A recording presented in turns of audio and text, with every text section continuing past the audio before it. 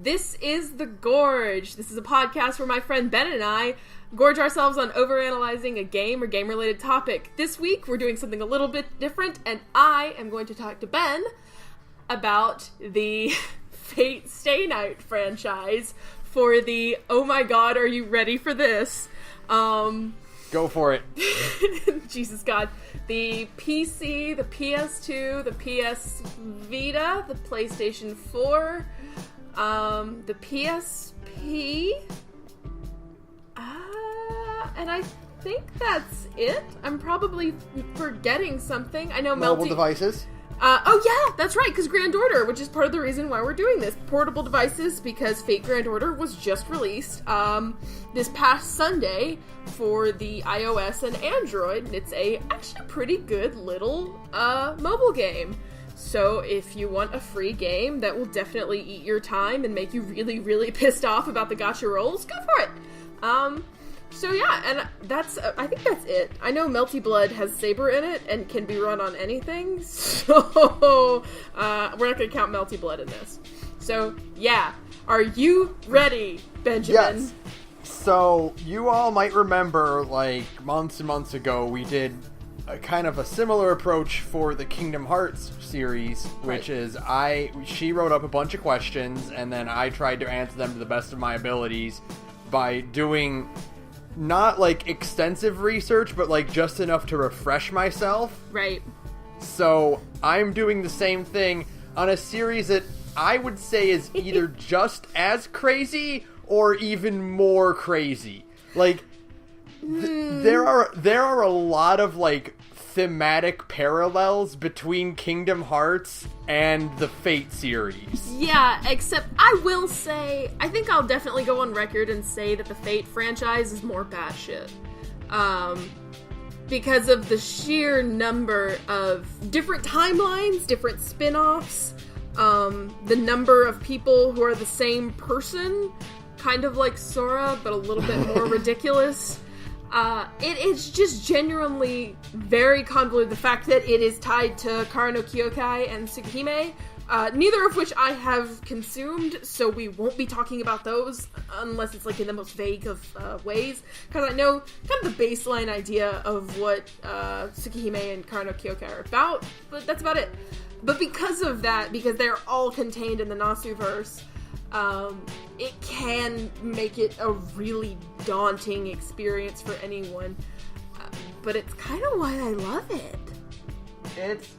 It is very, very, like, dense. That, like, it's the appeal, I think, of it is also part of just how, like, crazy deep it goes. Yeah, I think so, like, for sure. Between the waifus and just the insanity of the lore, it has a certain kind of strange, evil, siren-like appeal. Like, it's kind of like on the same thing as, like, Kingdom Hearts or, like, JoJo, where it's just, like, part of the appeal is there's so much stuff that's crammed in it that you can, like, tell anyone, oh yeah, and by the way, this happened in one timeline. By the way, Thomas Jefferson is a giant lion man in one timeline. Sure! Why not? So, well, you know what? That was actually, why don't we just go ahead and get started with that then? Because one of my first questions actually is, hey, Sarah? Yeah? Why is Thomas Edison like that? I don't know specifically why Thomas Edison is like that, because Thomas Edison is not available for Fate Grand Order in North America quite yet, but, it does kind of tie into, like, a general idea of, like, why is King Arthur a woman? Or, I mean, why are there so many gender bends? Why are there so many really crazy things about servants? Why is Iskandar the way he is? And the answer is that the Throne of Hero... Okay. Wait. Yeah, it's hard, isn't it? We're getting started early. So, all servants in the Fate franchise are drawn from the Throne of Heroes. And the Throne of Heroes is part of Akasha. Akasha is it's the record of everything that ever has happened and everything that ever will happen, and all of its multiple branching timelines, basically. and it is kind of like the soul of the world. And if you have the right questions, we'll get into more of that in a minute. But the general idea is that Akasha is the Akashic Records. It is the record of everything in the universe, or on Earth, at once, and the Throne of Heroes is part of it. So the deal is that Akasha is weird, and the Throne of Heroes is weird because it is both. It draws both from the true history, so King Arthur was truly a woman, but it was misrepresented, right? And so that's why nobody knows it, because Artoria hid her gender when she was king.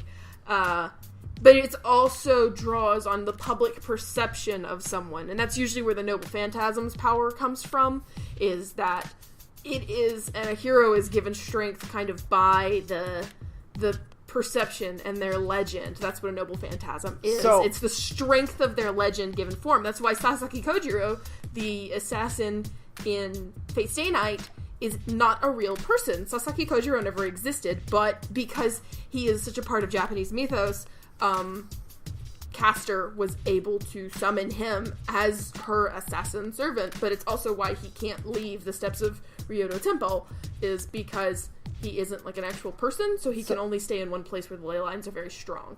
Yeah. So more or less what it's like is that the person's existence gives them form in the Throne of Heroes, right, and the public perception gives them their power. Yeah, pretty much. That's a good way to put it. That's a more simplified way to put it, for sure.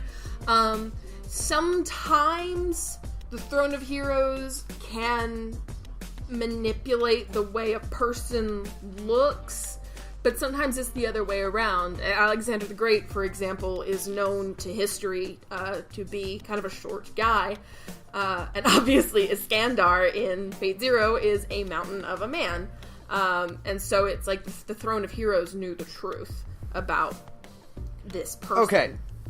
So that's kind of why Thomas Edison looks the way he does. Great Grand Order is weird. What you're telling me about that then, yes, is that in reality Thomas Edison was a giant lion man. Absolutely. Okay. Yeah. All right. I think Nikola Tesla is a girl in Fate Grand Order. Yeah, but I've seen that one too. Okay. Yeah, but there's a lot of those in Fate. Really, that's a whole nother can of worms. Yeah, so, which actually, that kind of leads me to, another question about that. Oh boy. Is that, why are some of the heroic spirits fictional characters like those from the King Arthur myth, and why are some of them real people like Thomas Edison or Alexander the Great? Oh boy. Okay, because there's a lot to kind of unpack there. In the Fate universe, King Arthur was not a fictional person. King Arthur actually existed. Bedivere happened. Merlin was a real person. Because obviously in the Fate universe, magic is real, so Merlin can be a real person. Caliburn can be the magic sword in the stone. The Lady of the Lake existed, and her name was Vivian, and she could give Excalibur to Artoria. So in this case, the Throne of Heroes is drawing from actual history. Okay. Yeah. There are still fictional characters because, again, the Throne of Heroes can draw from mythos. So Frankenstein's monster is one of the servants in Fate Apocrypha and is another girl. And so it can draw from kind of the mythology of people. And it can also draw from true historical figures, people who actually did exist, because Akasha, like I said, is the record of everything that ever has happened and will happen. And I think, but I'm not sure, I think that part of the reason the Grail War can summon mythological people is because of the influence of Angra Mainyu, but I don't want to go on record and say that's true. I know that the reason anti-heroes can be summoned, like bad people can be summoned, because of the influence and the corruption of Angra Mainyu, but I don't know if that also is why fictional people can be summoned. Sometimes it's that, oh, well, this fictional person actually did exist. But, you know. So on that, which does someone like, say, Heracles, would that apply? Was Heracles a real figure in the Nasu-verse, or is he still a mythological being that is called forth? No. Heracles existed in the same time as, or around the same time as Medea, who is Castor in Fate's Day Night. So both of them actually existed. That's actually considered the era of the gods. I don't know exactly when the era of the gods ended, but the era of the gods is exactly what it says it is. It's a time when the gods were real, when huge mythological forces existed, and magic was at its strongest. The story of modern Fate's Day Night is actually the story of a world in decline, and Nasu has a lot of really interesting... For the fact that this game is basically pornography, Nasu has some pretty interesting theories about kind of the modern world and its influence on nature, in this case represented by mana. But before the state of mana in the universe declined, the gods were real. Gilgamesh is legitimately a half-god. Medea and Heracles really did get their powers from the gods. So all of that stuff really did exist, and only as, like, human belief. Because again, it's kind of like Persona 5. People's cognition affects the strength of the gods, and as people started to believe in them less, and as the idea of mana started to decline, the gods lost power and eventually disappeared, but the legends left behind by people like Medea and Heracles and Gilgamesh, those still remained. Which is why you can obviously summon them from the Throne of Heroes. So yeah, Heracles is real. Okay, so yeah, so that's kind of like a standard, like, story of, like, taking a mythological world into the modern era of, right. Like, as, like, they're literally power. It's clap your hands if you believe. Like, right, yeah. As you stop believing in them, their actual power starts to wane. Yeah, and okay. part of it was that as the amount of mana in the world decreased, the gods kind of couldn't make those same huge shows of power, and then of course, because of that, people started to believe less, and it just became this ever-feeding cycle, so that in the end, it was just the Maguses, like the Tosaka family and stuff like that, right, who could wield magic. Okay. Or magecraft. There's a difference between magic and magecraft in the Fate series. Okay. Yeah. Yeah. Right. No, I get that, though, because, like, the difference between, like, there are other series that exist where there is a difference between, two different types of magic. Of, like, right. For instance, in Dark Souls, I know that, pyromancy is not regular spellcasting. Right. Like, there's a difference between casting a spell of fire and using pyromancy in the Dark Souls world. So yeah, I get that idea of there being a difference between magic and magecraft. Magic just to kind of expand upon this a little bit, magic in Fate is, like, the true magic. Magecraft is using your magic circuits that everybody was born with to make crazy things happen. So Shiro uses magecraft, and like Rin uses magecraft as well. Oh, okay, they're both magecraft. That's both magecraft. Magic is a higher, kind of a step above. It's a more advanced thing. Magic is used to do really impossible things. The hole that opens up over Fuyuki at the end of Fate Zero, and all that black sludge comes pouring out and burns Fuyuki to the ground, that is a corrupted form of magic. All magic in Fate its ultimate goal is to get to Akasha, which is also called the Root, which, as everybody remembers, in the beginning of Fate Zero, is that really long, shitty exposition scene, because Urobuchi doesn't know how to write exposition. It's that part where Tokiomi and Rise, Kirei's dad, they're walking in a circle around Kirei and just expositioning at him. Yeah. And just talking. Literally walking in a circle and talking for like 10 minutes because Urobuchi can't write exposition. He's like, listen, let's just get all this world building out of the way right now. And then once we're done, I don't have to explain this shit to you again because it's all in the beginning, you know?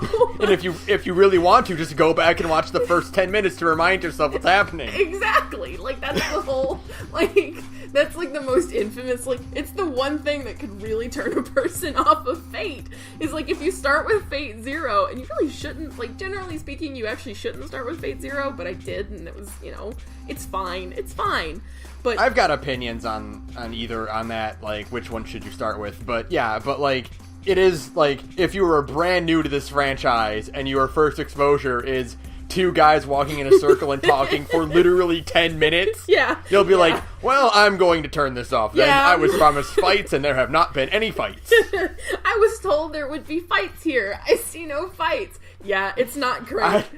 I didn't see so much as a King Arthur for 100 millennia. And you get the money to go on the dope-ass saber motorcycle to get to the fun fucking part of the Holy Grail War. So yeah. And they're all standing there with their hands on their hips. Boy, I hope we solve these murders. And nothing happens. Yeah, that's the beginning of Fate Zero, as good as Fate. And Fate Zero is damn good. But I've got off topic. The whole point of everything is that mages want to reach Akasha, the root. And to do that, you have to use magic with a capital M.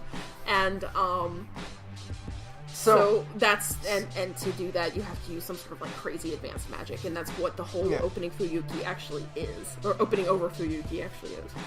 So just like in summary, like magic is just like raw, primal, like this is the big stuff, and then magecraft is channeling that into a specific kind of lighter spell. Yeah, magecraft is basically channeling magic across your magic circuits, or it's channeling mana through your magic circuits, and there are two types of mana in the Fate world.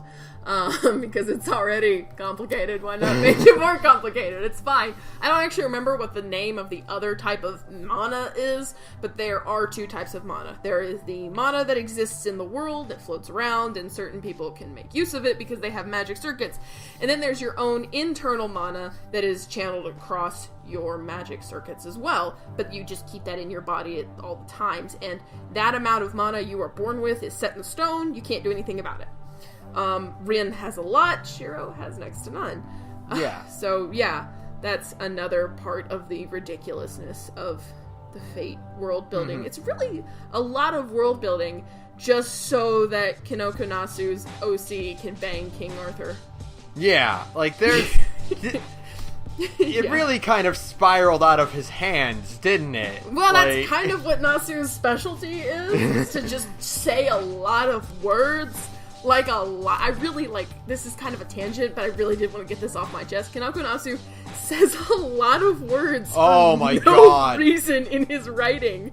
And I like Fate Stay Night. I have read most of Heaven's Feel. I've played Fate Extra. I've read parts of the translations of Extra CCC. I'm playing Grand Order. I've read parts of UBW and none of Fate because Fate is awful. It could be good, it's not. But Jesus God, Kinoko Nasu, I have never met a man who, I've never read the work of a man who has really so succinctly turned something that should be like one sentence into like 5 pages. That dude loves to expound. He loves his words, man. He loves his words and his overly descriptiveness, and part of what makes Fate kind of ridiculous is the fact that he has to over-explain things sometimes, when it's like, no, Nasu, we got it the first time. We know what this is. He's like, no, you need to understand it. So then the wiki turns into this huge disaster of mess of information, because it's like, oh my god, you have to put all of it in there now, because of course it's all canon. Wow. I really needed to get that off my chest, though, because I have tried to start reading Fate Stay Night, like, all the way through, and I feel like somebody on our Fate Stay Night is now going to be like, you're not a true Fate fan because you haven't actually read all of Fate Stay Night. Shut up, it's a lot. I'm working on it. I'm working on it. It just takes a really long time. There's a lot of bad ends, and fucking Nasu and his writing, okay? Leave me alone. I'm only human. I've read Heaven's Feel. So, yeah. Okay, so let's see here. Speaking of convoluted and ridiculousness like that, so there are... How are all of these series and timelines connected? I knew you were gonna ask this. I knew you were gonna ask this. Okay, so... There are technically 4 timelines? 5, maybe. Most of them have the same shit. So the Age of Gods always happened. That's set in stone. Actually, it's really interesting. We'll kind of loop back around to this. Put a pin in Age of Gods and timelines and stuff. I'll come back to that. But the Age of Gods is set in stone. It always happens.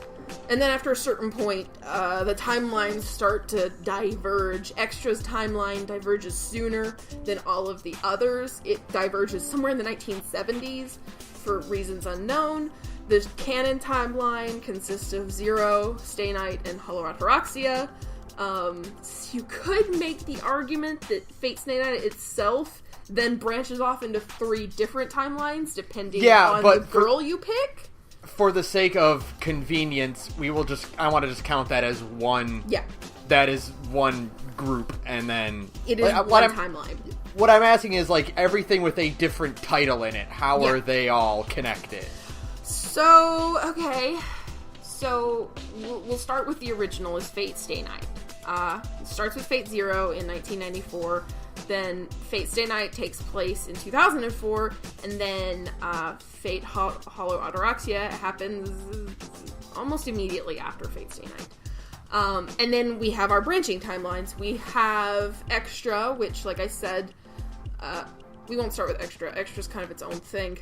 Put that away. We'll do Prismaelia. Oh boy, Prismaelia. Prismaelia is a mess for so many reasons. Prismaelia is a good concept and then just kind of lost its shit, but for the most part, Prismaelia fractured off in Fate Zero, where Kiritsugu decided to run away with Irisfeel and Iliasfeel, and then raised her as a normal girl in Fuyuki. I don't know what that means for the Grail War, because I didn't finish Prismaelia, because once Kuro Ilia showed up, I was like, well, I'm done. And, which sucks, because there's a lot of really good stuff in Prismaelia. Like, it definitely has one of the most badass iterations of Shiro ever. But it also has a lot of Ilia wanting to fuck her older brother. So I said, nope, I'm done. I guess I should have put a warning at the beginning of this. This is going to be kind of a little bit saucy, because of the subject matter. Because this is still based off of a porn game. Don't let anybody tell you otherwise. Which is why I dropped Prismaelia. It got a little too lowly bait for me. But it fractured off in Fate Zero, and then basically it was like Airi and Kiritsugu sealed off part of the Lesser Grail's power inside of Ilia, and then they fucked off to go travel and let Ilia live with Lays and Sala. And then there is Fate Apocrypha, which is coming out soon. And Fate Apocrypha is yet another timeline wherein before the 5th Holy Grail War, which is the one that Fate Stay Night is, the Grail disappeared and then turned back up, it's called Yggdrasil Millennia. It's like a cult kind of organization. They claimed they had the Greater Grail in someplace in Transylvania, and so the Mages Association, and one member of the church are sent to Transylvania to summon their own servants and fight Yggdrasil. It's like Yggdrasil and Millennia, and I don't know how to pronounce that as one word. So it's Yggdrasil and Millennia, so it'd be like Yggdrasil, whatever. So anyways, the Mages Association and the church send representatives to fight those assholes, and that's why you have 2 battling teams. How many is that now? 4? And then you could make an argument that Fate Strange Fake is a 5th timeline, but I don't know anything about it because it's a light novel. Actually, it's a light novel, by the way, written by the guy who wrote Bakano and Dur, which is interesting. Yeah, I did not know that was the same writer. That Yes. might actually be interesting to read, then. It is another really strange timeline. I don't know anything about it because it's only just started being fan translated, so I haven't had a chance to sit down and read it yet. But it's another kind of strange Grail ritual, where they try to hold the Grail War in another part of the world, I think in America this time, but they fuck it up, and so they actually can only summon 6 servants. So Saber is not actually in Strange Fake, but Gilgamesh is. Strange Fake takes place parallel to the 5th Holy Grail War, then. I think it actually takes place parallel to the 4th Holy Grail War. Okay, so to Fate Zero. Yeah, because if Saber is there, or Gilgamesh is there and Saber's not, then yeah, it would have to be the 4th. Yeah, because he doesn't have his human body. He's still just like Gilgamesh, the archer servant. He's not, Yeah. So, that's all 5-ish, and then, then there's also Grand Order, which happens in its own timeline 13 years after Stay Night, and I can't speak too confidently about Grand Order because, again, I only just started playing it. But it is its own thing about time travel, and you're part of the Chaldea organization being sent back in time to stabilize little fractures of the timeline. Which is my favorite preference for, any, adventuring series ever. It's really, it's actually a damn good concept. Yeah, I'm actually really surprised. I'm going to, if you're digging this, then I swear to God, I am going to just order the volumes and mail you new copies of Exiles, because I still really want you to read Exiles. I know, I need to read Exiles. Soon, I swear, once Fate Grand Order stops taking my life. I finally escaped Persona Hell, but now I'm in Fate Hell. Shit. They're not expensive. I can just buy them for you. No, that's fine. Soon, I swear to God. Yeah. So what that clears up for me is that I was under the impression that stuff like Extra and Grand Order and Apocrypha were all completely different timelines, and they were their own separate alternate realities, you know? Right. I knew that Zero and Stay Night and the one I always forget the name of. Hollow Ataraxia were the same timeline with branching points in there. I didn't know that everything else was also connected to the same origin point. Yeah, everything is connected to the same origin point. And before we kind of get to the weirdness of Fate Extra, we can kind of loop back to what I said, stick a pin in it. So Akasha, like I've said before, is the record of everything that has been and ever will be, right?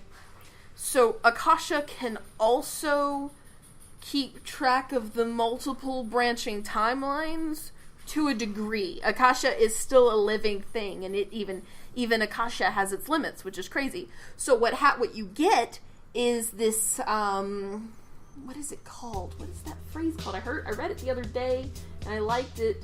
I can't remember what it is anymore. It's basically a time lock where after a certain point, certain events in history become locked in time and cannot be changed whatsoever. Okay? Oh, yeah. Like part of predetermined events. Like in Doctor Who. Yes, it's basically the idea that after a certain point, things in history are so set in stone that they can never be changed. And that's kind of really interesting as well, and a lot of the stuff in the past. So that's why there are because branching timelines can exist in this version of reality, obviously. But because of, like, the time lock, it means that certain things are kind of always going to happen in certain timelines, and it kind of keeps the processing for Akasha to a minimum, which is really interesting to me. I think the concept of Akasha and the counterforce and the guardians and all that stuff, I think is really, really fascinating, because I love the idea that the actual planet itself is a living, breathing organism that is maybe kind of out to kill you. Yeah, I really do like the idea of, like you said, the Akasha being, like, a sentient being that can make mistakes. Yeah, it's not really... Akasha and the counterforce they're a reactionary force. They can't necessarily make mistakes. The counterforce exists for the sole purpose, and you know this, but I'm gonna, for the people listening out there in the universe, Akasha and the counterforce exists for the sole purpose of keeping humanity from basically killing itself. That's why Archer from Stay Night is the way he is. Anytime it kind of seems like we're gonna hurtle toward destruction, the counterforce dispatches a guardian or does something to keep people from basically killing themselves and the planet all off. That's actually why magic, like higher magic, exists in the first place. Because the idea is that if a single human could access the root, right? The root of all knowledge in the universe, they would become so powerful that they themselves would become a force of nature that could destroy the world. So, the whole reason the Holy Grail War exists is it's a ritual meant to bypass the counterforce and take you directly to the root. Right, okay. And I don't know, I just think that's really interesting. I kind of got off on a tangent there, but it's okay. There's a lot of tangents like that. Yeah. So yeah, because Fate is it's intense, and there's a lot going on. It's very intense, and there is always a lot going on. And again, this is just fan fiction so that Kinoko Nasu could dream about fucking King Arthur. I will never, like... I know! Because, like, when you watch the Unlimited Blade Works anime that came out, like, recently, like... You're watching it, and it's cool, and it's great. And then you get to the part where Arturia is in the wedding dress. Yes! Oh my God. And then you're like, oh, yeah, that's right. This is for porn. Oh, right. That's right. This is superhero game. I had almost forgotten. You almost forget, and then the series reminds you. Like, it'll just kind of rear its head and be like, hey, don't forget, this is about dicks! And it's even more blatant in the actual visual novel. The anime is massively toned down. And I mean, just there are things that I am like, if anybody's parents are listening to this right now, please turn this off, because I have to say this because it's so ridiculous, but it's really saucy, so I'm sorry. One of the ways a magus can restore her magic in the Fate visual novel, if she's burned through a lot of mana, is to take in semen. Yep. Yeah. Yeah, that's how it works. Yeah. Oh, we're earning our explicit rating on iTunes now. I'm really sorry. And it's like, I love this series, but like, when I try to tell my friends about this series, I'm always like, you should watch Unlimited Blade. Maybe not. You know? You like... It's, like, I tried to recommend it to my friends, and then I'm like, because, like, yeah, the premise is, yeah, you summon King Arthur and Hercules and Robin Hood and, you know, yeah, Cuchulainn, and they fight so that you can get a wish. You're like, that's dope. That's dope. As a concept, it's really cool.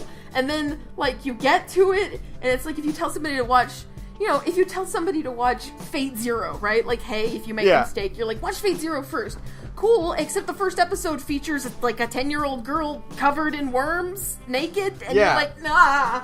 And then you tell somebody to watch Unlimited Blade Works, and it's like, this is really cute. And then you get to the part with Saber tied up in the church, and you're like, nah. So, yeah, I really love it. I tell my friends all the time how much I love this show, and then they're like, well, we should watch it sometimes. And I'm like, no, we shouldn't. No. You should not watch it in a group setting. No, well, I mean, we watched Kill la Kill together, so... Yeah, but Kill la Kill's wacky about it. It is wacky about it. Fate is deadly serious about it. Yeah. Yeah. It's okay.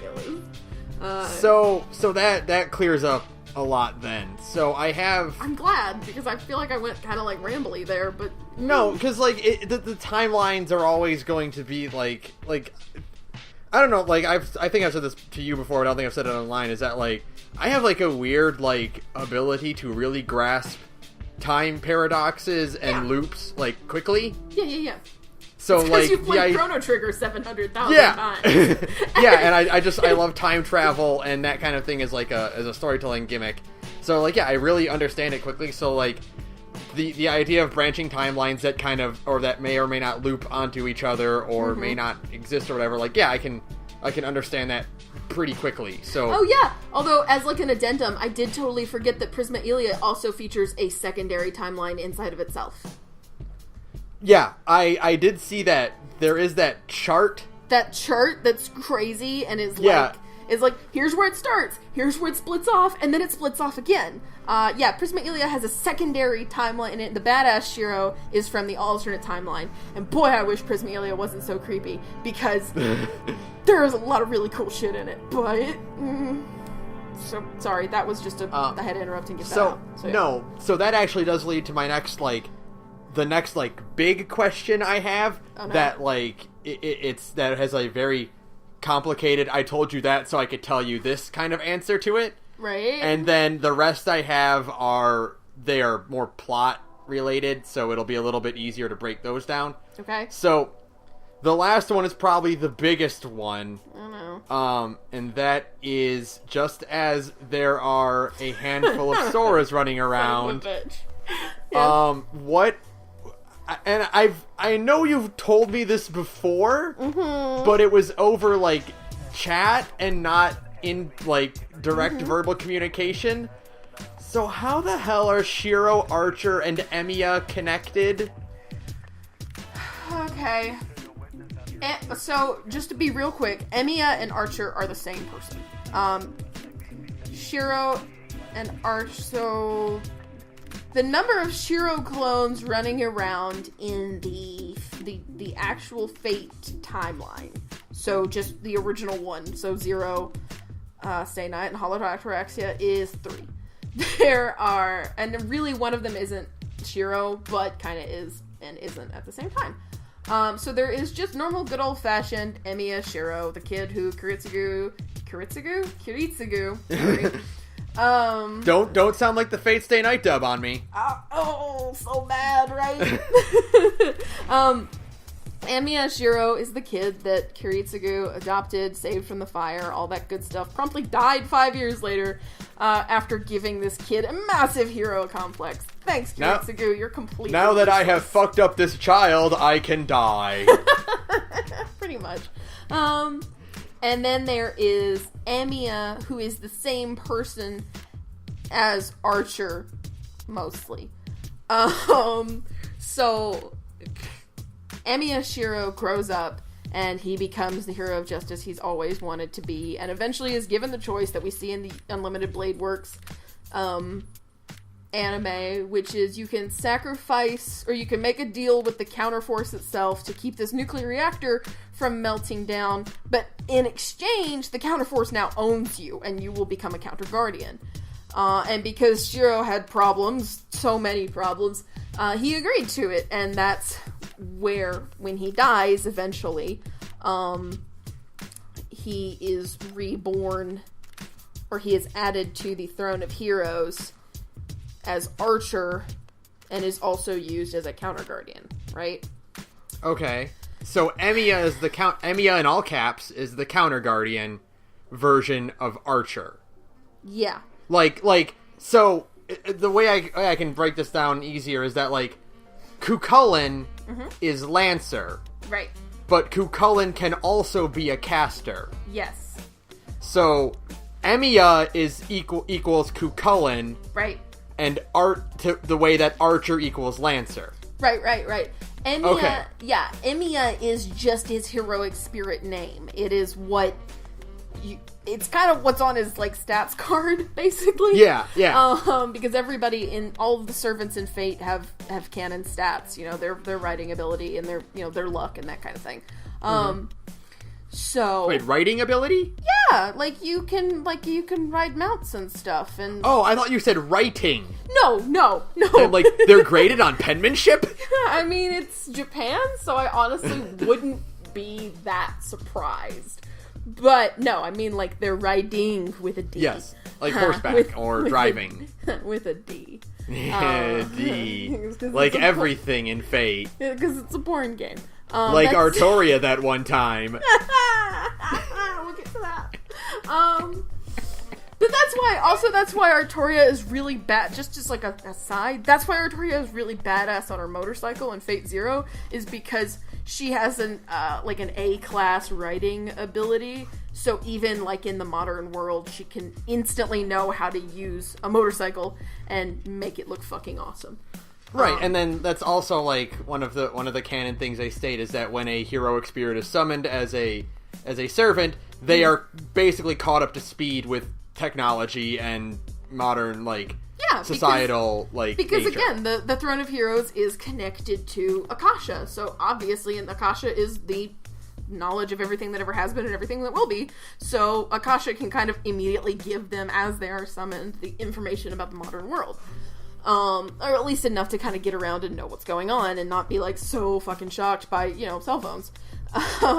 Yeah. But so Emiya is what Shiro becomes when he dies. Now I'm starting to sound like a bad translation of the visual novel. When he dies, he becomes heroic spirit Emiya. And then eventually that counter guardian dies? I'm actually having a hard time remembering that part right now. But basically, he ends up a heroic spirit and is logged into the Throne of Heroes. And eventually Rin summons him by mistake because she has his catalyst and didn't realize it. So yeah, there we go. So like, we see bits of like flash forwards in Fate's Day in Unlimited Blade Works, where it's Shiro / Emiya, right, like, running around villages and saving the day.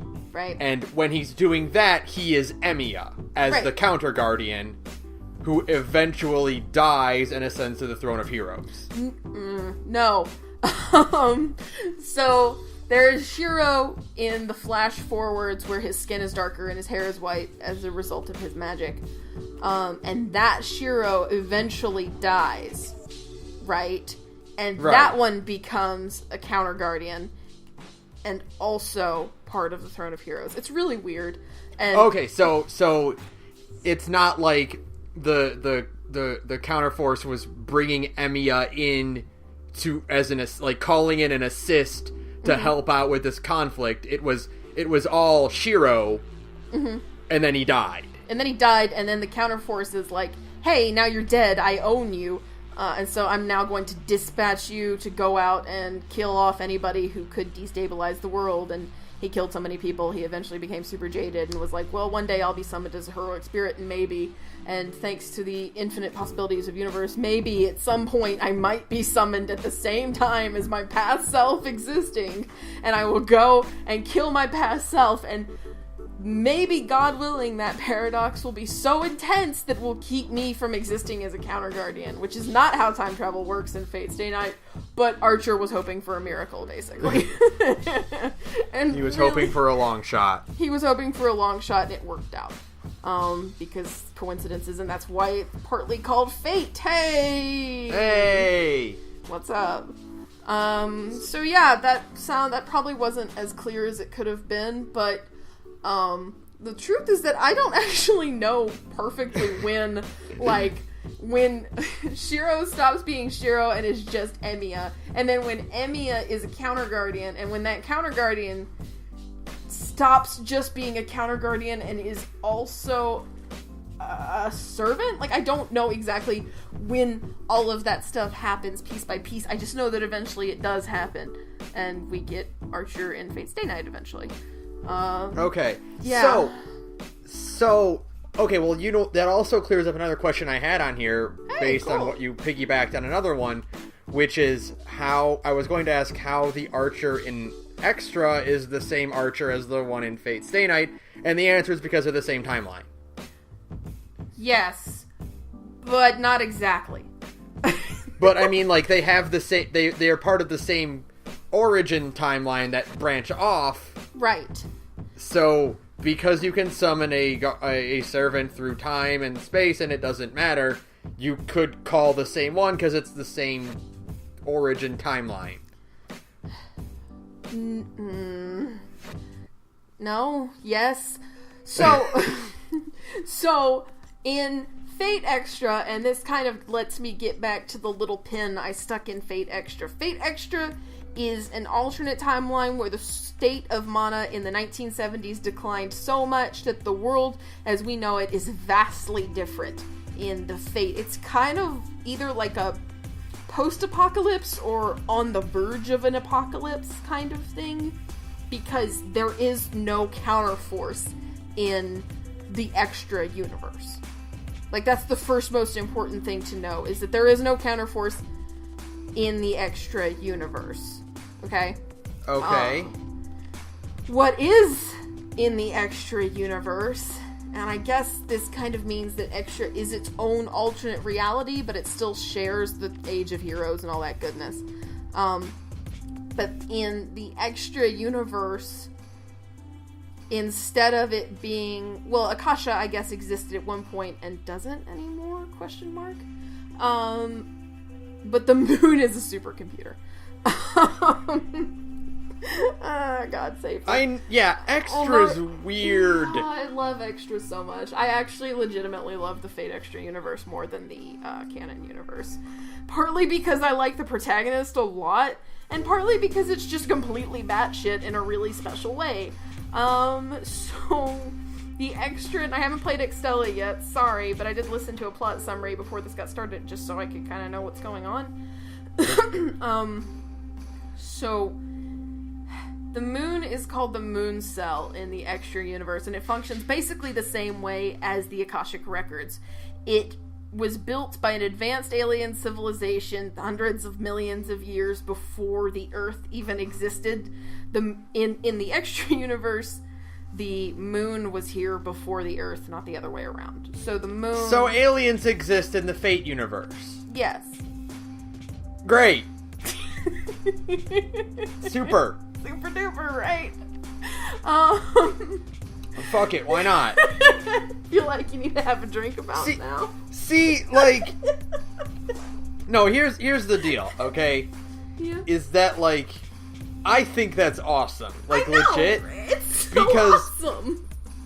One of my favorite things ever is that, like, when you take a series that is kind of like a weird amalgamation of a lot of, like, fantasy tropes or a lot of science fiction tropes. For example, like Fallout or JoJo even. Like, they're both really good examples of this. Where it's like, Fallout has giant radioactive bugs. And it has, like, it's all based on the way we thought radiation worked in the 50s. And there are robots and, you know, zombies and whatnot. And then it's like, also, aliens are here. Yeah, also there are aliens. And it's like, well, why? There was nothing in the previous games that said there couldn't be, so sure. Sure, fuck it, why not? Yeah, aliens, but I mean, like, the aliens in Fate Extra left the moon cell and then just kind of fucked off. And just kind of... Which is, like, the perfect way to do it, because, like, like, they are here, they did their thing, and then they're gone. Right. And the moon cell functions as Akasha in the extra timeline. But otherwise, everything else about the extra timeline is exactly the same as the canon timeline. Like, all the other timelines, it all is the same until the 1970s, so don't worry about that.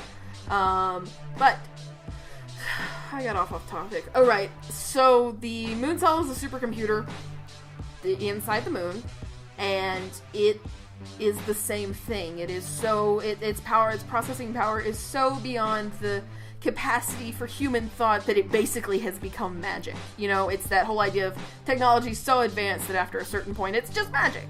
Right. And the only way you can access it is with Spiritron hacking, which is using your magic circuits to connect to the internet and I'm sorry, can you repeat what it's called again, please? Spiritron hacking? Spiritron hacking. Yeah.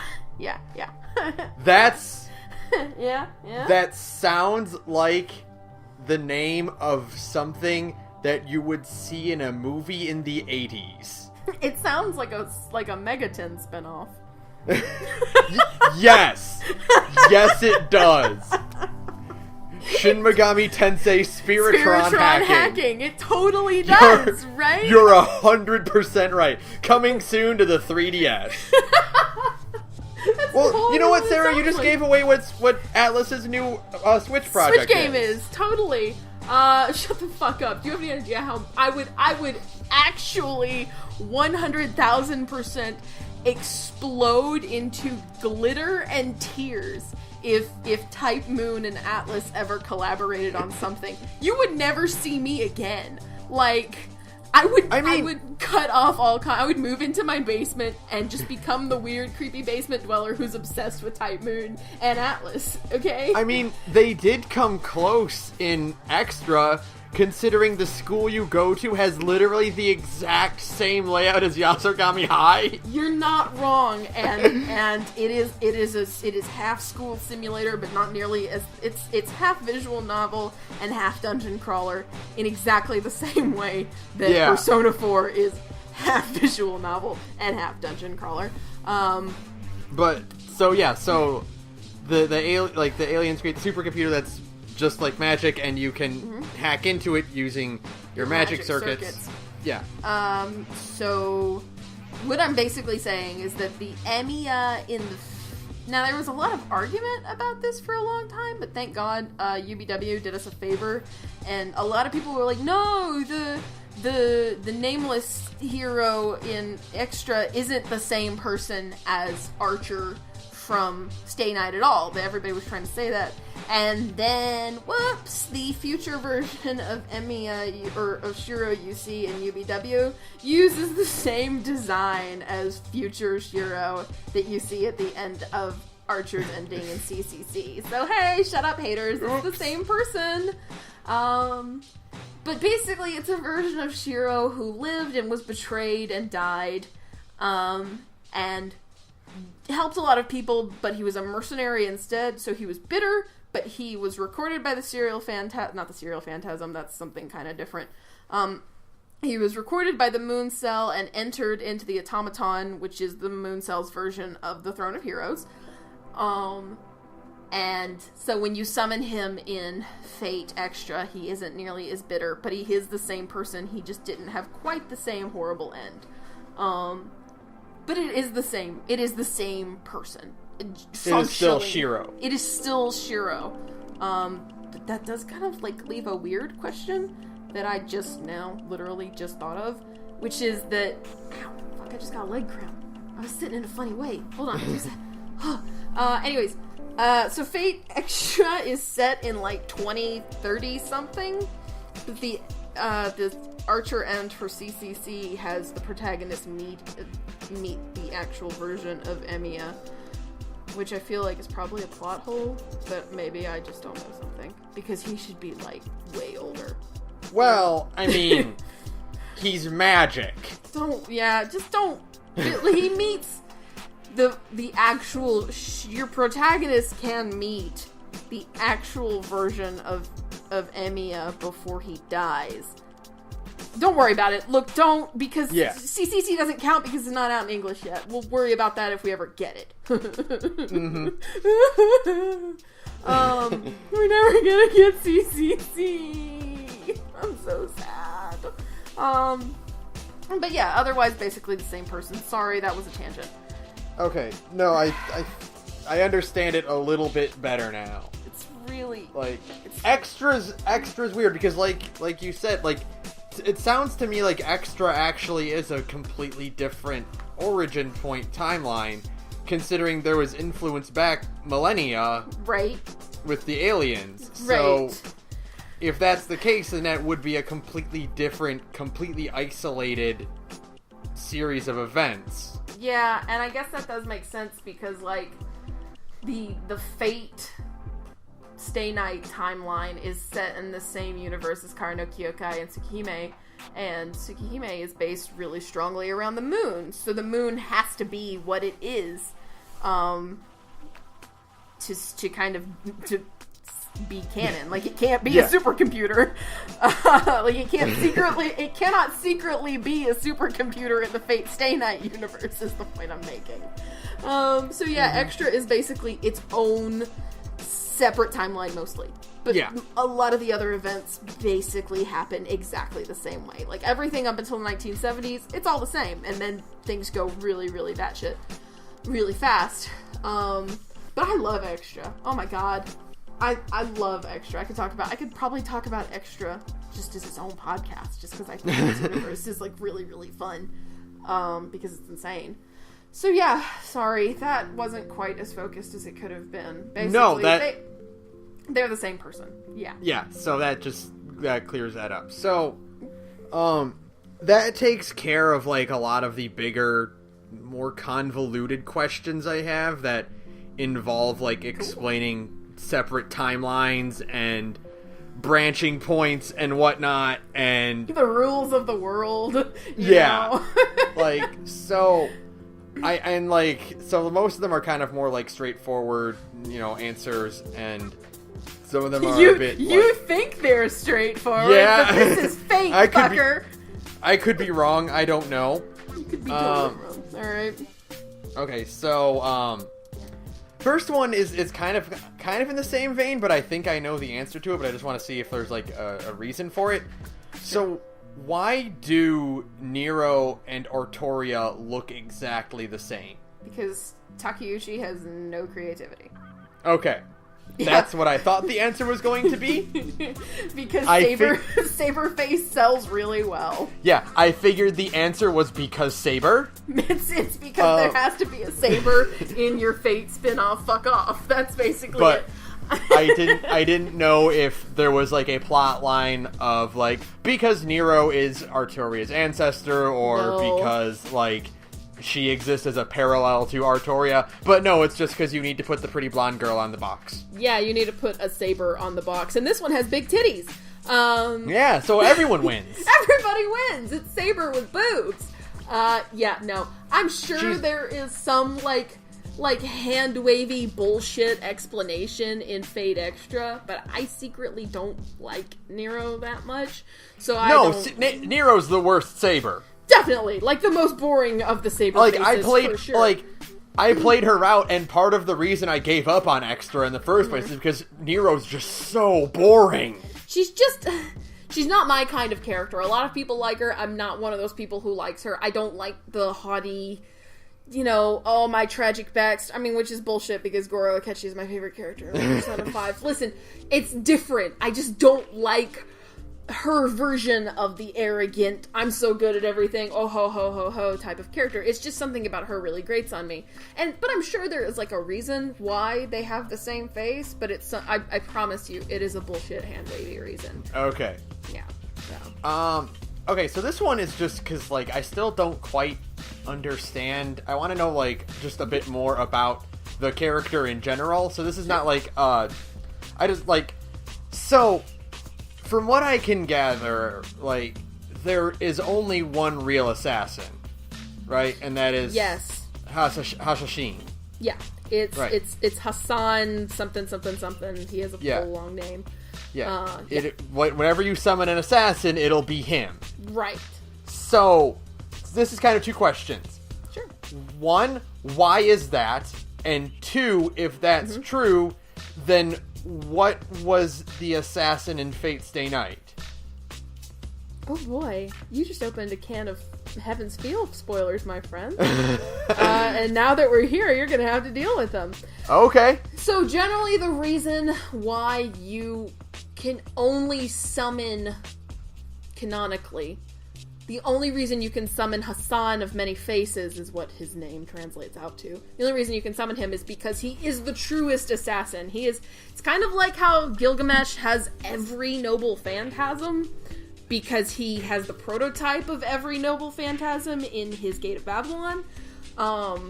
Hassan is the truest assassin. He is the prototype of every other assassin in the world.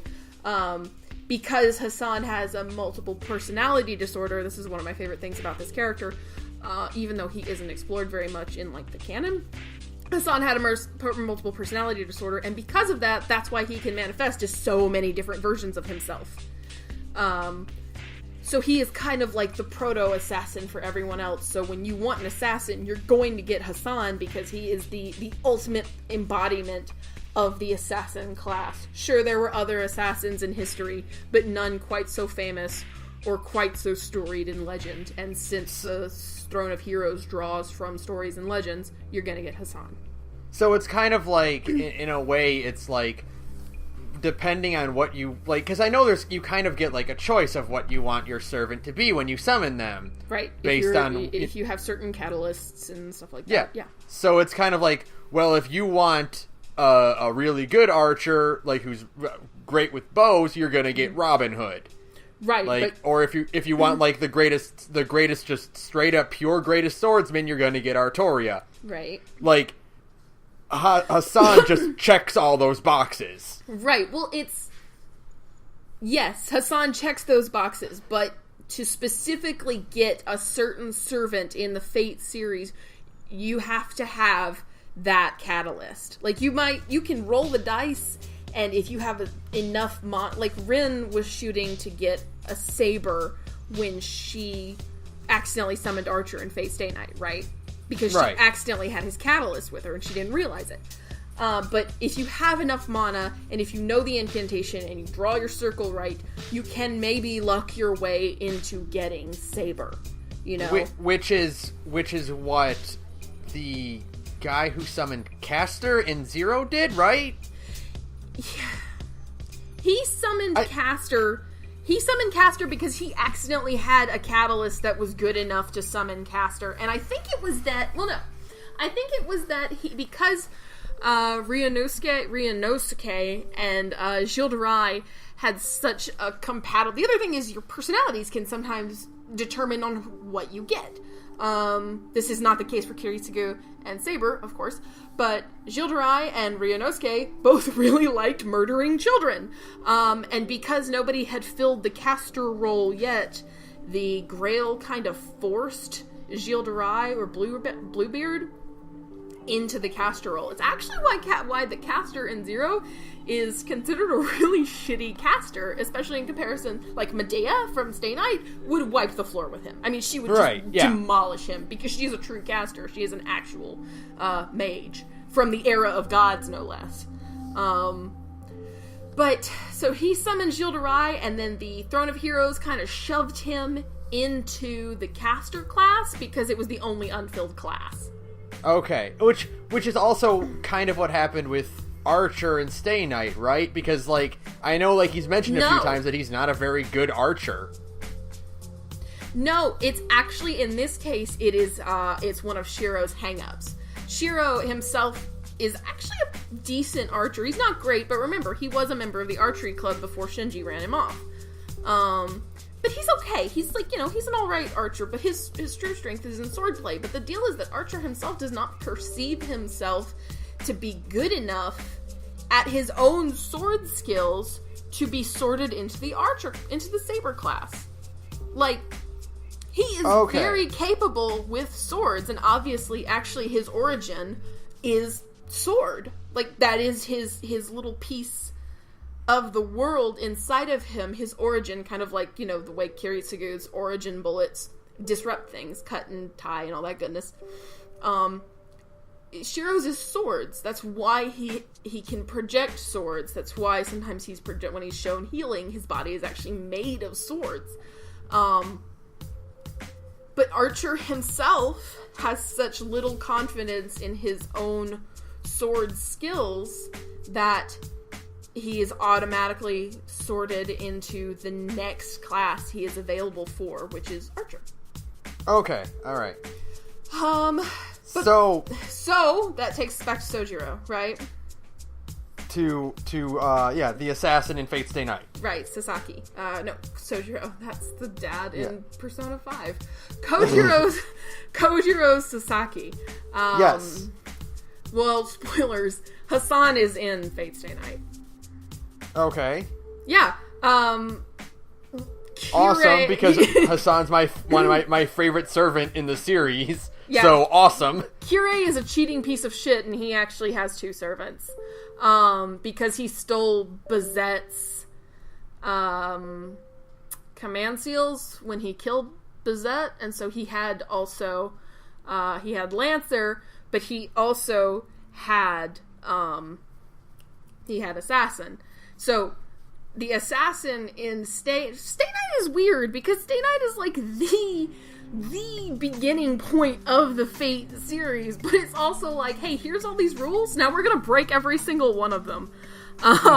So there's 8 servants running around and 2 assassins, and Avenger shows up in Hollow Ataraxia, and it's all completely insane. And it's kind of crazy.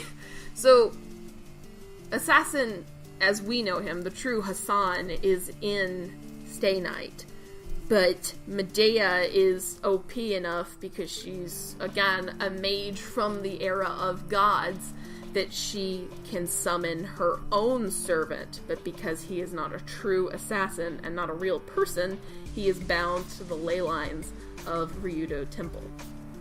So he's kind of defaulted in, so he's not even really one of the servants then. Right. He's not the true. They call him, like, they call Hassan in, like, the fandom and stuff. They call Hassan the true assassin in Fate Stay Night. Like, that's his title, is the true assassin. Kojiro is just kind of like a placeholder. He's basically a familiar that Medea summons, and he just kind of fit into the assassin class. So it's not even like he's actually the assassin, it's just that everyone calls him that because they think he is the assassin. Right. He's sorted into the assassin class, but he's not a very good assassin. He's a swordsman. But Medea needed to fit him into some class, and that's just what she got. She still has command. There are still command seals for him and stuff, so he is a servant. But it's just a weird situation. So in that case, what happened to Hassan in Unlimited Blade Works? Because he wasn't there in the anime at all. Right.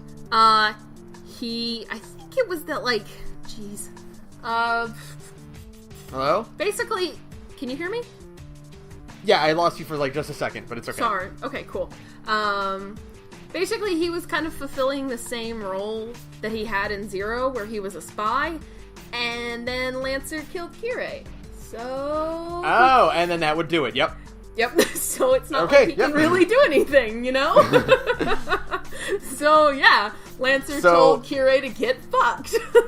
So, Hassan was just kind of chilling, and then he's like, uh-oh. Uh-oh. Yeah.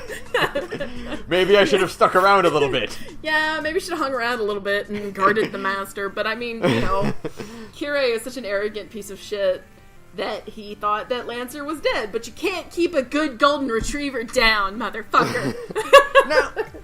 Now that actually does lead to another, like, a question I didn't have written down, but it is something I've always kind of just, like, I never really picked up on the exact, like, nature of it, so I don't know. What happens to a servant when they are either killed or their master is killed? They disappear. They're just they are just made out of mana, remember?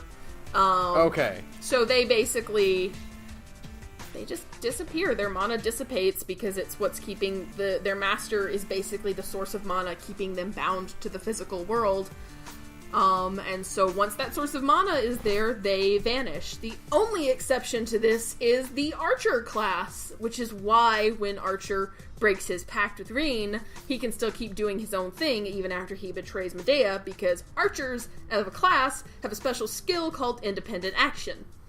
And it basically means, based on the skill of the servant, like the skill ranking of the servant, they can exist in the real world on their own without any kind of master keeping them tethered in place, anywhere from 3 days to 3 weeks.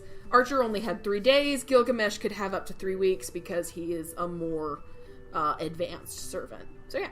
And then in the case of Gilgamesh, and in some cases like Artoria and Medea, I know in some situations they use the Holy Grail's wish to become fully human. No. Well, Medea wanted that. She wanted another chance at life, and to be happy with Kuzuki, the teacher. She wanted to be happy with him.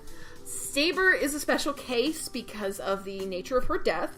And Gilgamesh is human only because he bathed in the mud of the Holy Grail at the actual entrance point, and it basically gave him a new body, because that mud is like all of the impossibilities and curses of the world pouring down onto him, and it basically gave him a human body, but with the abilities of the servant, because that's not fucking broken at all. So he cheated! He cheated, because he's Gilgamesh and he can do that kind of thing. Okay. And Saber is a special case. Saber cannot turn into a spirit form. You might have noticed that in Zero and Stay Night. I don't know if they explained it well enough, so I'm going to right now. Yes, do that, please.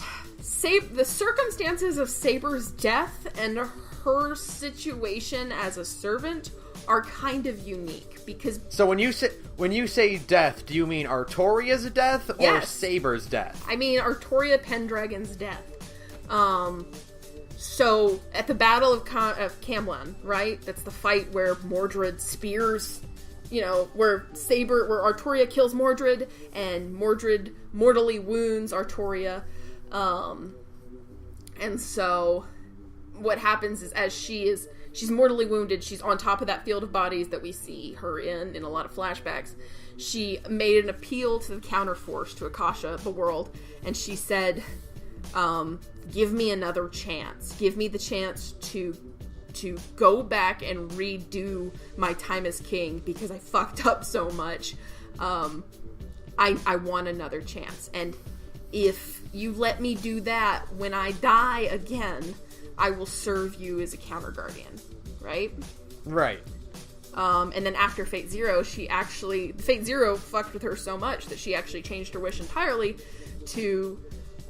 give me a chance to let somebody else be king. She just, after everything, she was betrayed in Fate Zero by Kiritsugu, and she's basically left bitter and jaded by the whole affair. She decided she didn't even want to be king anymore. She wanted to let that responsibility go and have somebody else do it, because she clearly does not think she is fit to rule Britain. Because of that, Saber is kind of frozen in time, and she is not actually kept in the Throne of Heroes. Saber is very unique. Artoria Saber, that is. She is kept at the Battle of Camlan forever, until either she wins the Holy Grail and gets her wish to redo history, or she gives up and says, the Grail isn't worth it, I'm going to let it go and move on to the afterlife, which is what happens at the end of all of the Fate Stay Night routes. Except for maybe Heaven's Feel. I don't know what actually happens with Saber Altar yet. So yeah, what's happening is they're not summoning a spirit. Crap, don't go to sleep on me yet, computer. I got a lot to say. You're not summoning a spirit, you're actually summoning the physical body of Artoria. Okay, so she's not comprised of mana, she is herself. Yeah, she's a person. Okay. Yeah. She has, like, all of the fancy, amazing regenerative abilities of a servant. She's got all that magic and stuff going for her because she's connected to a master via magic circuits, of course. But she can't turn into a spirit form unlike everybody else because, again, the nature of her death and the nature of her summoning means that she is kind of a special case. And so she is not part of the Throne of Heroes. Now, Saber Lily is, but that's a younger version of Saber, and who is her own person, because obviously the Throne of Heroes can summon different versions of the same person, so younger and older and all that good stuff. Yeah. Okay. It's kind of that I get it now. You get you do get it? Okay. Yeah. Okay. It's just that I thought we were done with stuff like this, but fuck me. I told you! Get fucked! This is the Fate franchise. Nothing's ever simple, dude. Come on. Because Kanoko Nasu has to make things as convoluted as humanly fucking possible. Alright, okay. What else? This is just one that bothers me. Go for it. Why couldn't they just call Assassin Killer and fit the theme? Because it sounds stupid. No, it doesn't! It does! Killer? No! Killer sounds... because it fits with all the other classes. But, like, Killer, that's like a name you'd give a scary-looking dog. Like, Assassin is like... No, you're summoning a famous assassin from here. No, but Sara. Sara. The naming structure. Do you know what anime was popular when Fate Stay Night came out? A little series called Death Note.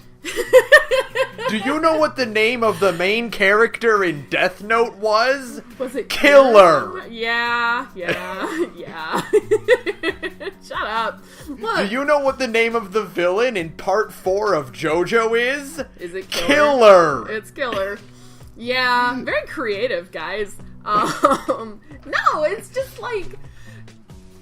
You didn't ask for a real answer, but you're gonna get a real answer. Because technically, if it's not classed as assassin, any of those other motherfuckers in the Holy Grail War could be summoned under that class because it's not an assassin, it's a killer. And all of those people killed people, so it's basically like a catch-all class. No, that doesn't work. Because a saber is a very specific kind of sword. Right. Well, no, so a saber that is one just doesn't... a sword. No, but it's a specific kind of sword. Like, Artoria doesn't wield a saber. Nero doesn't wield a saber. Shut up. And nobody is a fucking archer in Fate Stay Night. Yeah. You're right. No, there's no real archers besides Robin Hood. Like, out of all these motherfuckers who get the archer role, none of them are actually archers. Gilgamesh just throws swords, so that's another saber, basically. It's just saber with a lot of them, and they fly.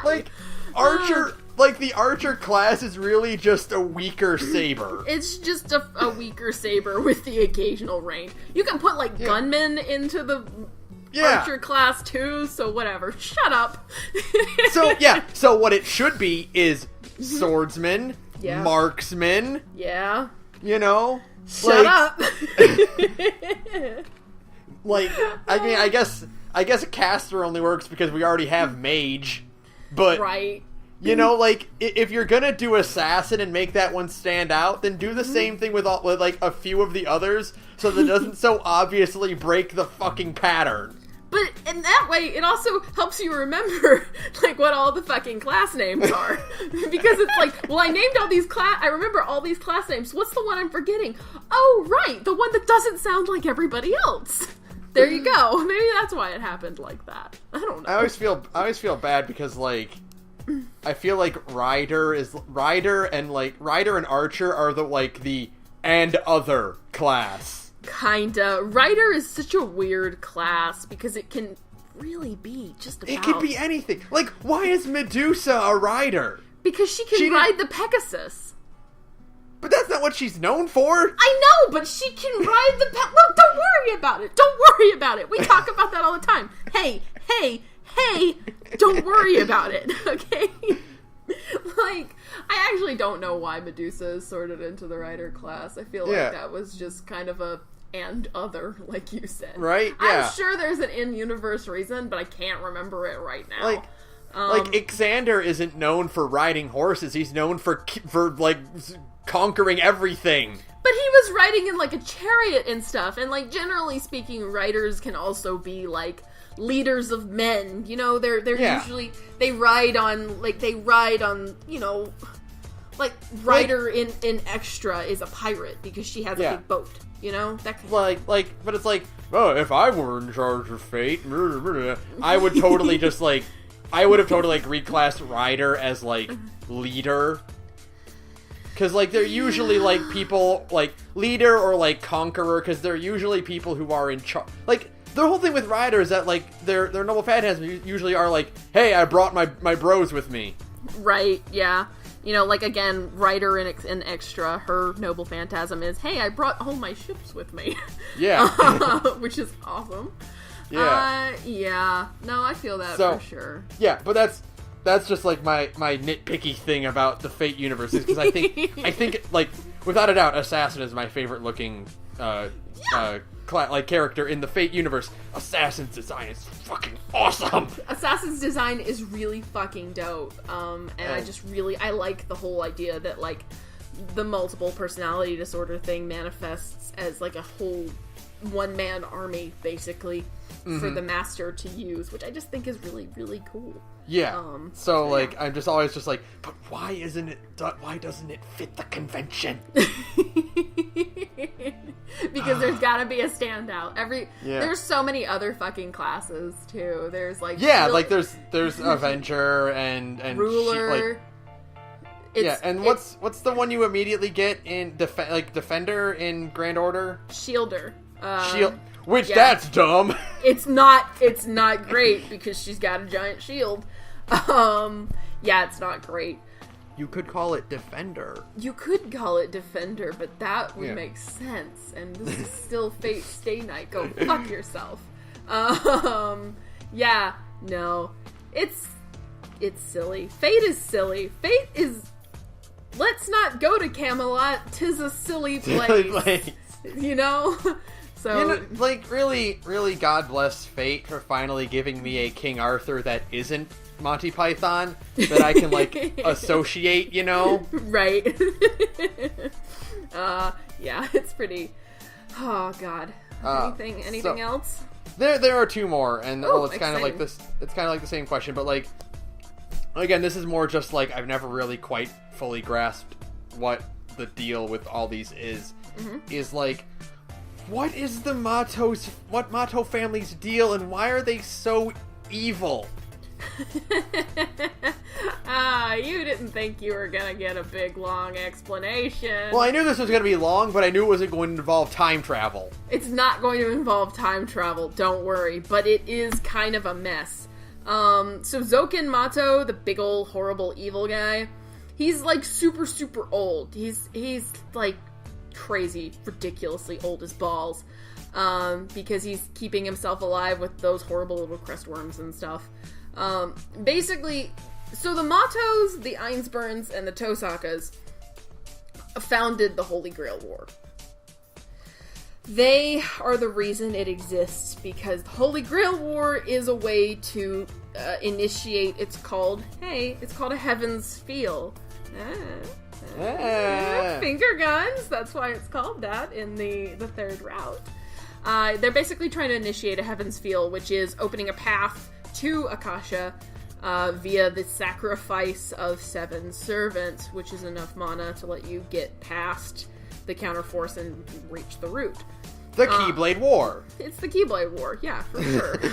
It's the Keyblade War. But of course, over time, things got a little warped. And eventually only the Tosakas began to even care about reaching the root, because the Tosakas are like the true mage family of the Fate franchise. They're there only to learn and reach knowledge and, you know, be boring in Tokiomi's case, and that's why he had to go. Because Gilgamesh got bored. And so, but everybody else stopped caring. The Ainsburns just wanted more power. Zokin wanted to become immortal. I don't know if Zokin's been around since the beginning of the Holy Grail War, but I think he has been. I don't know. He's super, super old because, like, the first Holy Grail War was in, like, the 1400s or something like that. Maybe not that long ago. It was a while ago.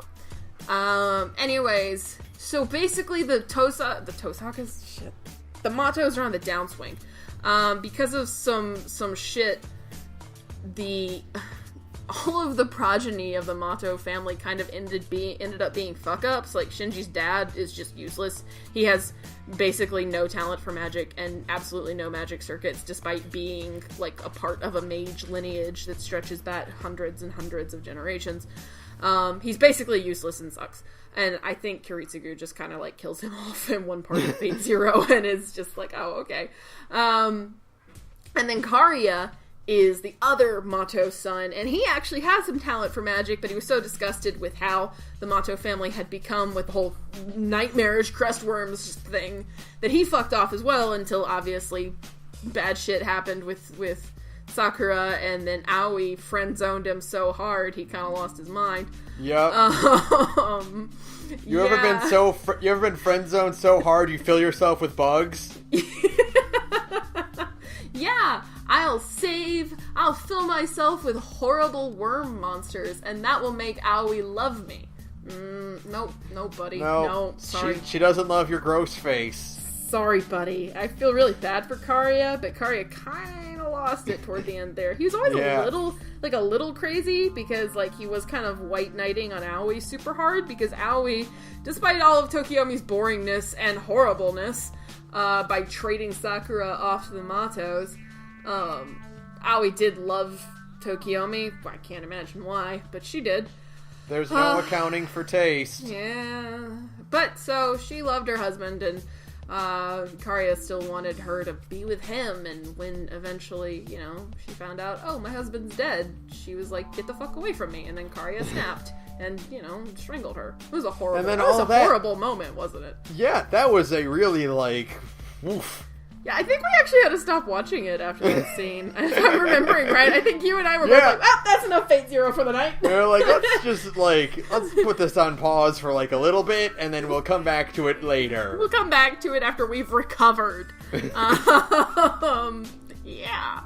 So, basically what I'm saying is the Matos are evil because they just kind of are. They're all just power-hungry, crazy assholes, except for Sakura, and Sakura is also super crazy. Yeah, she's in a different crazy. She's in a different situation, but boy, she's still kind of batshit. Yeah, but yeah. I mean, like, you know, understandably batshit, considering her horrible situation, you poor child. But still, you know, she fits in just fine with the rest of them, because they're all fucking crazy. But I love Sakura. She's definitely best romance option. I don't know about best girl, but definitely best romance option. Mm-hmm. Yeah, that's why all the Matos suck, is because they're all power-hungry, terrible people. They're all power-hungry, and they're failing, so they're getting desperate. Yes, that's definitely what it is. They're a failing lineage, and they're magic circuits. Magic circuits, by the way, just as like another little world-building aside, are a cumulative thing. That's why, like, Kayneth, like Elmaloy, was so dismissive toward Waver, because Waver was only like a third-generation mage. Like, so the idea, the whole way, like, the mage's world and Fate works, and it's really fucked up, and it's why Rin has so many, like, issues, is because, like, the magic world and Fate is generally horrible. Like, everything about it is just kind of awful, because it's all about, like, kind of treating people like cattle. It's all about, like, ideal breeding stuff. It's eugenics. Yeah, it's all eugenics, because, like, what you want to create, like, a magically powerful spawn is you want to have a bunch of really good magic circuits, and you need your spouse to also have a bunch of magically good, or a lot of magic circuits, right? It's the number of magic circuits, because the more you have, the more mana you can channel, the more powerful you can become, and eventually, if you can amass enough power, you can make it to the root. Again, everything goes back to getting to Akasha. So, because of that, you really don't marry for love in the mage's world. You marry because, like, hey, that chick has a bunch of magic circuits, and I have a bunch of magic circuits. Let's make a baby with even more magic circuits. That was very History of Japan of you. Like the way you said that phrase was very like History of the World, I guess. Like, I'm so glad. Good. Yeah, that's actually a pretty good way to break it down, though. I mean, it's all about breeding and general horribleness, and yeah. So that's why Sakura is traded off to the Matos, because she also had a bunch of magic circuits, but you can only pass your magic crest, which is like all of your family knowledge, onto one person. And Tokiyomi was like, well, I'll teach it to Rin, but Sakura is also really talented, so I'll give Sakura to the Matos. I don't think he knew the Matos were as horrible as they are, but I mean, I'm going to give Tokiyomi the benefit of the doubt here and say that he didn't think they would fill her with centipedes. Yeah. I mean, I thought maybe, like, it'll be, like, a rough situation, but she'll get to be, like, a real mage, No, sorry, dude. They will teach her tough love. Nope. Yeah, nope, they will fill her with centipedes. And so, like, that's why, Rin is actually one of the most competent masters in the franchise, and that's why they call, like, the little tiny brief period where Saber where Rin is Saber's servant, or master, in like that one little part of Unlimited Blade Works, they call that version of Saber Super Saber, because she's crazy awesome. Yeah. Because Shiro sucks as a master. But yeah, like, magic is all cumulative. That's why Waver gets shit-talked by Kaneth. I don't know how I even got on this topic. There's a lot. I was just asking what the Matos deal is. That was the original origin question. Oh, right. It's because shit went wrong, and basically the Matos, all of their offspring aren't taking on magic circuits anymore. I think it's probably because of something Zoken did. I don't know if that's canon, but I'm just going to say it is. Anyways, that's why Sakura ends up in the situation she's in, because she's got a bunch of magic circuits. Yay! Sorry, okay. Okay, so I do have one more because I just thought of it while we were talking about that. Okay. And it actually does. So, is there? I don't know. Maybe it was stated already, or like it was stated and I just forgot. But, which is entirely possible because there's a whole lot of shit that happens in these animes, and it's been a while since I watched them. Sweet Jesus, yes there is. Why was Shiro the only survivor of Fuyuki destruction? They actually do explain that in the Fate route. I don't know if it's brought up as obviously in the, Unlimited Blade Works route. I think it is mentioned. Anyways, so Kiritsugu found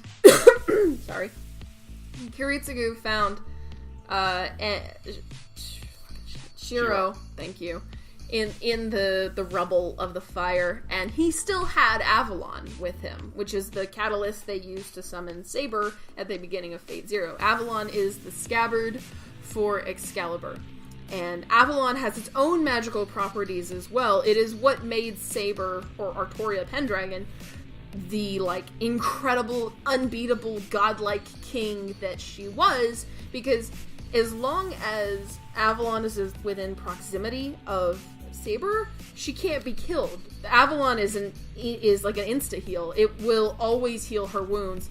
The reason Saber is Artoria is mortally wounded at the Battle of Camlon is because somebody stole Avalon from her, but she still had to go fight Mordred. Right. And so Mordred was able to fatally wound her. But so when the fires come down on Fuyuki, Kiritsugu still had the, like... There's a type of magecraft that lets you break things down into, like, its spirit form, like its mana form, and he was actually able to put that inside of Shiro. Okay. So that's also why Shiro heals his wounds really fast in Unlimited Blade Works. Yeah, they mentioned that.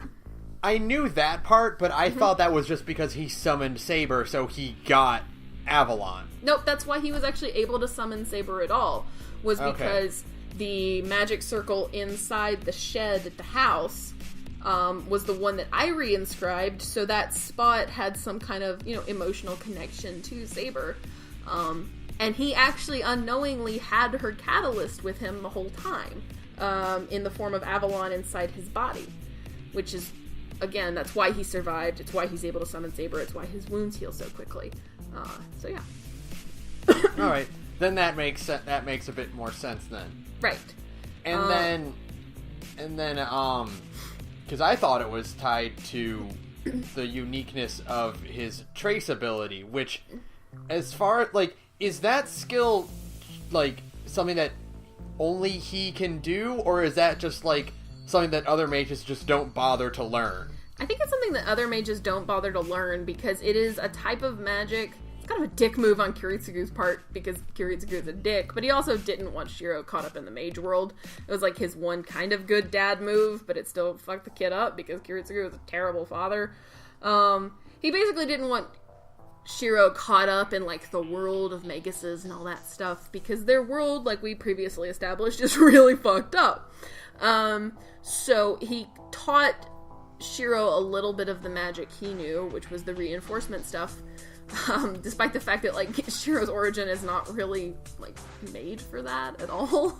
So he does the reinforcement thing, and he kind of sucks at it, because it's against kind of, like, the natural magic his body gravitates toward. But it ends up helping him out in the end, because the natural magic he does have is towards swords. So if he can have his projection magic and his reinforcement magic kind of steer it towards swords, like his origin wants, he can actually do something pretty fucking awesome, which ends up being unlimited blade works, yeah. But I think other mages can do it, because Rin comments on it, that it's kind of like, like, low-tier magic shit. And they just don't fool with it, because it's below them, you know? Like, it's like, so what basically happened is that everyone else is playing, like, Shiro basically is playing the recorder, compared to everyone else playing, like, a violin. everything else. Yeah. But, like, it ends up being that, hey, yeah, he's playing the recorder, but he's the fucking best recorder player to ever exist. Exactly! That's basically what it is. Do not fear the man who has practiced 1,000 songs once. Fear the man who has played hot cross buns 1,000 times.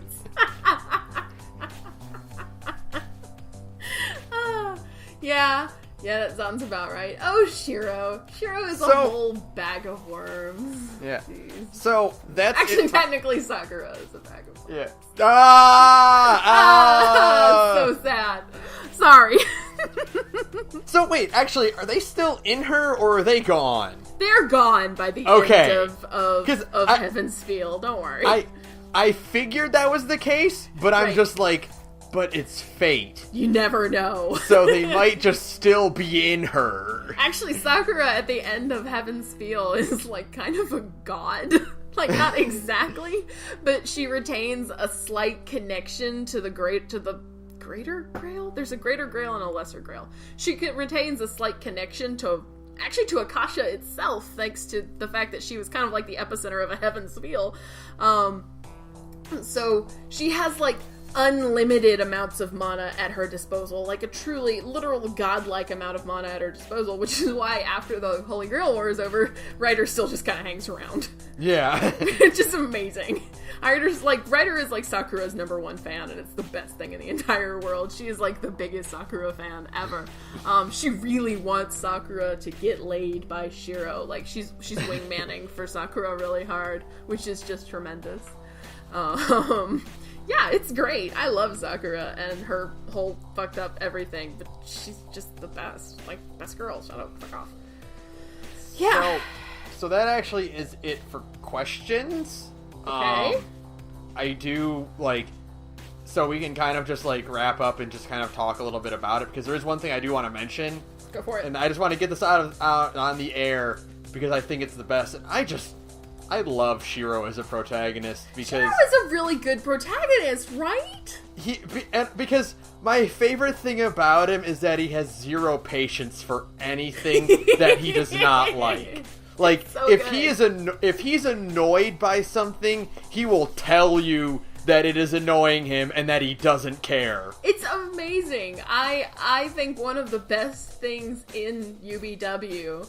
There's a bunch of really good things about Shiro in UBW, because it's like Shiro's route to really shine. Is the bit, though, when he basically tells Archer to go fuck himself, but 2, when he opens the door and there's Rin, and he just closes it again. Yep. Like, nope. Nope, too early to deal with this. Or the part where it's Sakura, Rin, and Saber all in the same house as him. Yes. And he just kind of just falls to very the ground. Dramatically to the floor, and it's just like... very slowly falls over. So good. I just love a character who can hear Archer's tragic backstory, and he can hear how it's directly connected to him. Right. Like, everything that happened is in Shiro's future. Like, right. And Archer's, like, story is genuinely heartbreaking. Like, it is incredibly, incredibly tragic, and it completely explains why he is the way he is. Mm-hmm. And Shiro's response is, I don't really care. I just don't like you. Yeah. I understand you went through some crap. Mm-hmm. I just don't like you. It's so good, right? Like, okay, people give Shiro a lot of shit because Shiro is as dense as a neutron star, as we like to say. But I actually do kind of love the just because you're...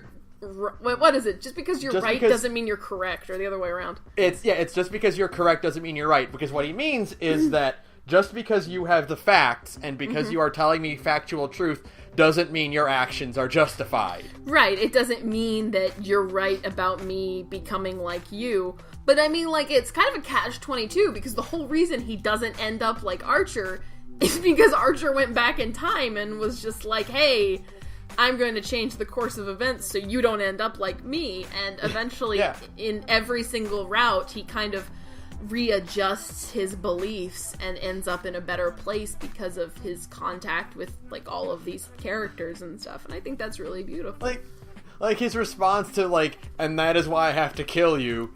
His response is generally just like, alright, well, I won't do that then. Yeah, it's really good.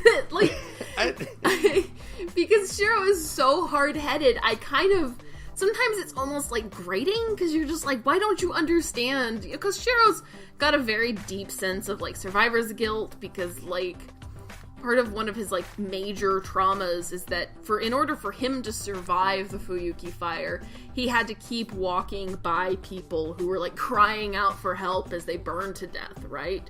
But the only way he could live was if he kept going while all of these other people needed help. And so he has, like, a major survivor's guilt that he put his life over all of those people's, never mind the fact that he was, like, a 10-year-old kid. Yeah, he was a little kid. He was a kid. There's nothing he could do about it. But, actually, he was younger than that. He was, like, 7 or something like that. Yeah. But, I mean...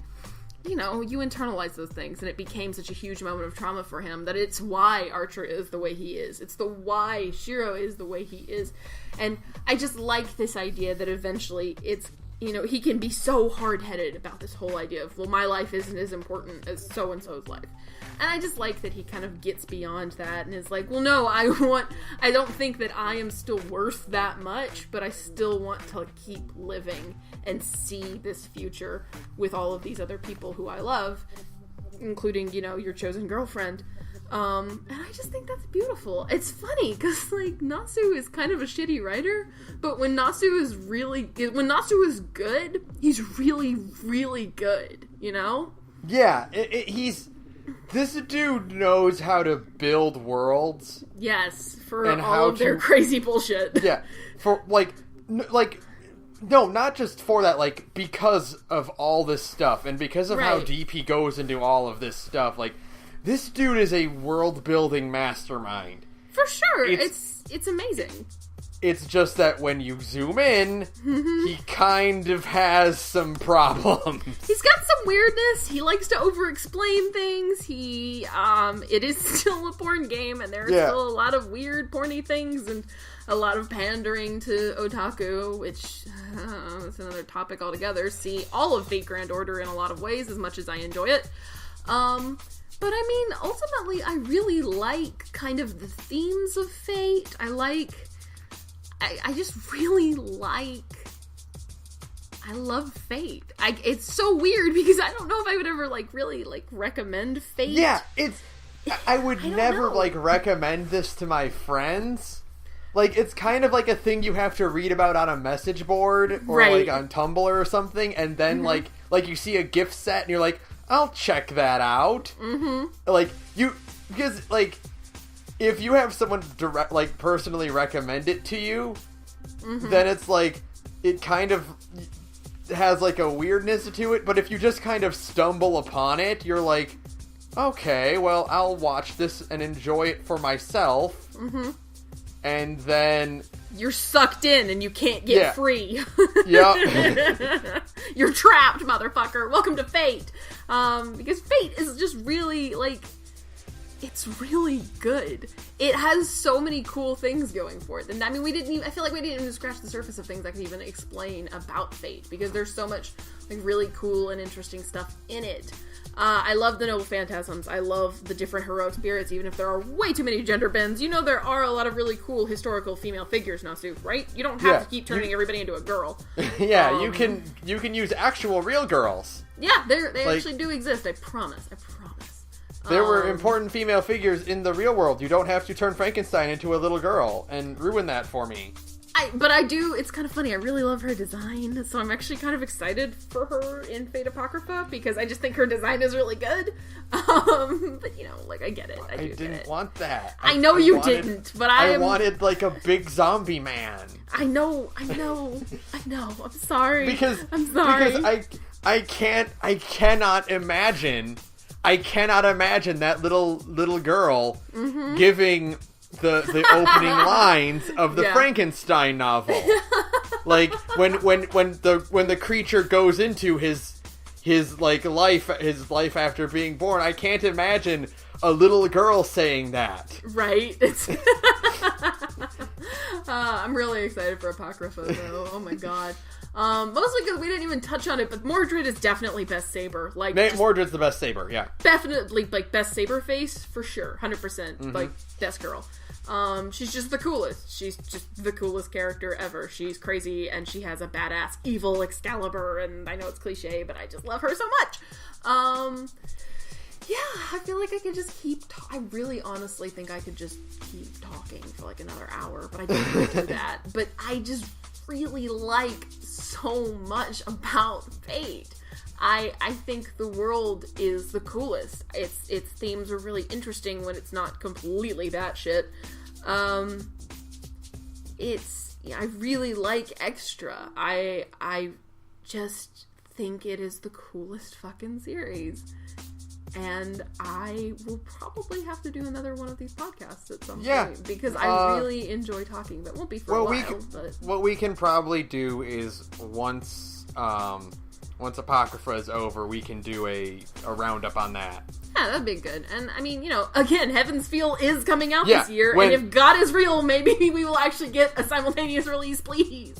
Yeah, when Heaven's Feel comes out, we can do a roundup on that too. So, because like there's stuff worth talking about in all of those. Hopefully it'll be like Grand Order does so well on the phone that they'll be like, oh well, Fate is super popular in the West. Let's put it out in theaters at almost the same time as in Japan, please. That would be really nice. That would be really nice. Or like, you know, it doesn't have to be in October. If it's in like December, I'd be cool with that. You wouldn't hear me complain. I just really want to see Heaven's Feel in theaters, because Ufotable is just incredible. And I really want to see that spectacle on a big screen, because watching anime movies in theaters is actually a lot of fun. Yeah, I feel like I have more to say and I can't think of it right now, so maybe we should just end it before I start vomiting about all of these other characters. Yeah, so we can wrap it up there. Like, that's, you successfully answered all of my questions, and I feel like I have a much better grasp of this whole story now. I'm glad. I feel like I went off on a lot of kind of weird little offshoots of stuff, but I'm glad I kind of at least hit like the high points. There's still a lot to talk about. There's all of Gilgamesh's shit, because there's a lot there. Oh my god, Gilgamesh is a whole podcast. Yeah, I mean, there's just, oh boy, because I mean, we didn't talk about Camelot. We didn't talk about the fact that Merlin gave Saber a dick at one point. Yeah, I mean, really awkward. I mean, we probably shouldn't talk about that. Yeah, like we didn't really do like a lot of discussion because this is just, again, me asking for clarification for things that I didn't understand. Right. So we can do another Fate podcast about like what I do know, and we can just dive into that whole discussion, where we can talk more about the characters and whatnot and all that. And cool. probably after Apocrypha comes out, we can do a roundup on that and then do some general discussion and stuff. Right on. Cool. So yeah. we'll call it here because we're hitting 2 hours. So yeah. So thanks to Broke for Free for use of our background music. Link to his work in the description. We are on Twitter at The Gorge Podcast. We have an email address. You can email us about Fate or about anything at thegorgepodcast@gmail.com. You can email us and like fact check me because I feel like I probably got something wrong. Please fact check us, because I would love to do like clarifications in the next episode. Right, that would be awesome. Please do. Yeah. So yeah. Also next week we are not doing a podcast, but if you do want to hear me talk about things, I will be streaming Kingdom Hearts 1 with my good friend Mary Rose, who is at Dashing Nerds, who is kind of like our affiliate now. So we are going to get together and we're going to play Kingdom Hearts 1 for a few hours. And we're going to try to turn that into a thing. So that's what's happening. And then, Sarah, you have another podcast, though. What's it about? Hey, I have another podcast. It's called Big Gay Nerds. It's an LGBT RPG live play podcast where me and a bunch of other rad friends get together and play some various tabletop games. We change the game we're playing once a month. There's a recurring storyline when we go back to Monster Hearts. It is a lot of fun, and you should come listen to us because we always have a good time. We are at... Oh boy. We're on Twitter at BGNcast or BGN Top Podcast. I should know this off the top of my head. I'm really sorry that I don't. We're on Tumblr at Big Gay Nerds. We're on SoundCloud at Big Gay Nerds. Basically, just Google us. It'll come up. And give us a listen. So yeah, thanks. So that'll do it for us. I think this one's pretty obvious. Fuck Shinji. Oh, fuck Shinji! We didn't even talk about how bad Shinji is! Yeah. Damn it! Fuck Shinji for sure. Absolutely. Yeah, that'll be our preview for the next Fate cast, which is fuck Shinji. Fuck Shinji. Good night, everyone. Good night.